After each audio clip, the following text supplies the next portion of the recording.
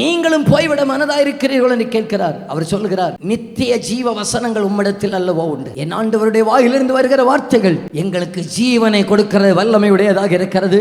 ஆகையினால ஜீவன் கொடுக்கிற வசனம் இருக்கிற ஒருவரை விட்டு எங்களால போகவே முடியாது என்கிற வெளிப்பாடை கர்த்தர் இந்த பேதுருக்கு கொடுக்கிறார். நமக்குள்ள எத்தனை பேருக்குள்ள அந்த நம்பிக்கை இருக்கிறது? இயேசுதான் வானத்தின் கீழே பூமிக்கு மேலே மனுஷர்களுக்குள்ளே, அவரை அல்லாமல் வேறே ஒரு தெய்வம் இல்லை. இயேசுதான் சர்வ வல்லவர், அவரே வழியும், அவரே சத்தியம், அவரே ஜீவனாக இருக்கிறார்.